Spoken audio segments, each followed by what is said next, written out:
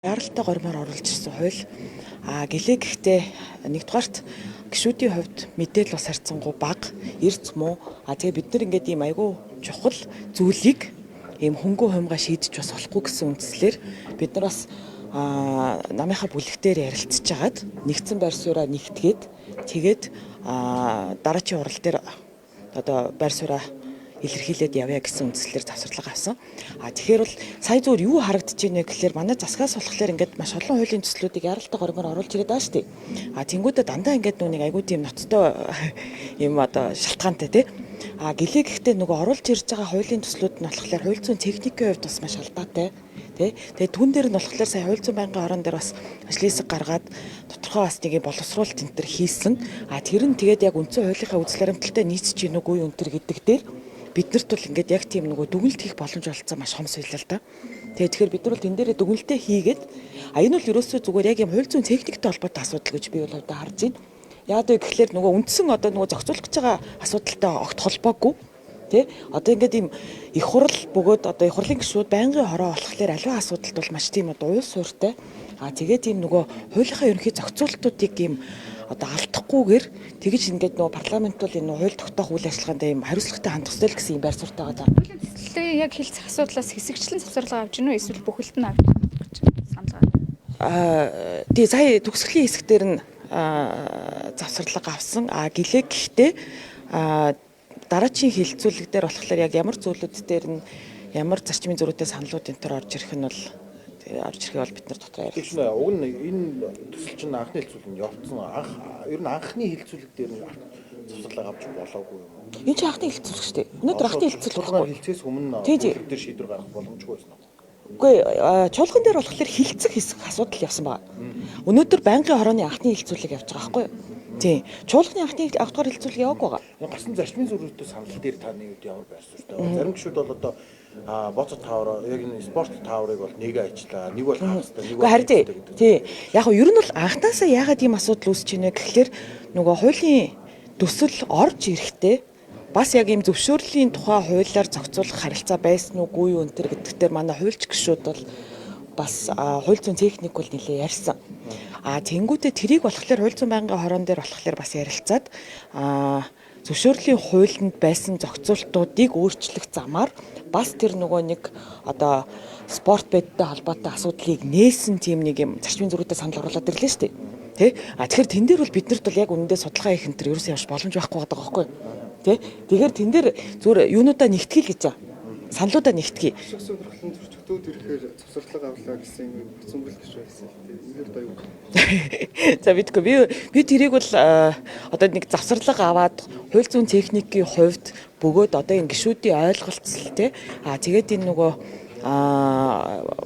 ийм дүгнэлтийг хийж хууль батлах ёстой гэдэг байр сууриа хамгааснараа ямар нэг ашиг сонирхлын зөрчилтэй болчихно гэж бодохгүй байгаа юм. Яг тэгэхээр бид нар асуудлаа ойлгож зохицуулж их хэрэгтэй байхгүй. Тэгэхгүй тэгэл нэгнийгаа энэ ийм ашиг сонирхлын зөрчилтэй, энэ ийм ашиг сонирхлын зөрчилтэй гэд асуудлаа ойлгохгүй ийм айдсаар одоо жишээл шийдвэр гаргамааргүй шүү дээ их хурлын гишүүд. Тэгээд энэ завсарлага гэдэг чинь бол зүгээр яг л тийм л асуудал завсарлага тийм ээ. Эний чи одоо зүгээр одоо за тодорхой хугацаан дээр бид нэр судалгаагаа хий, байр сууриа нэгтгэе, яг ямар зохицуулт нь нийт иргэдийн эрх ашигт нийцэх юм бэ гэдэг дээр энэ чигээд бүр нэг үзэл баримтлалын хүрээнд бас айгүй өөрчлөлтөд ороод ирлээ шүү дээ саяны асуудал чинь тийм ээ. Тэгэхээр тэр юмаа байр сууриа нэгтгэл гэж байгаа. Тэгэхээр бол угаасаа завсарлагын хугацаа дуусмаг захаад хилцэгдэн энэ асуудал. Тэгээд тэр цаг хугацаан дээр бид нар энэ хугацаанд бас ажиллаад хүмүүсээс бас саналуудыг аваад тийм ээ. Бас хууль зүйн дүгнэлтүүдээ хийгээд тэгээд дараачийн хурал дээр бол санал гаргал ороод ирнэ. Анх бол хууль өргөн баригдахтаа бүрэн хориглоно гэж орж ирсэн. Одоо ер нь концепт нөөцлөг. Хувь гишүүний хувьд таны хувьд ямар байна? Яг энэ нэг одоо спорт бетингийг бол нэг гээд нэгж ойлгож байна шүү дээ. За яг үндэ энэ үнэхээр миний бас яг нөө мэддэг салбар бол биш. Би бол юун дээр санаа зовж байгаа вэ гэхээр нөө парламент хууль тогтоогчийн хувьд аливаа асуудалд уйл суурьтай хандах ёстой. Одоо анх нөгөө өргөн барьсан хуулийн төслийн үзэл баримтал бас ингээд тусгаал өөрчлөлтөд байж болох хэсгээр тэн дээр бол санаа зовж байна. Тэгээд сая бол нөгөө байнгын орооны хилцүүлэг маш самбраагүй явсны та бүхэн маань ч гэсэн харсан шүү дээ.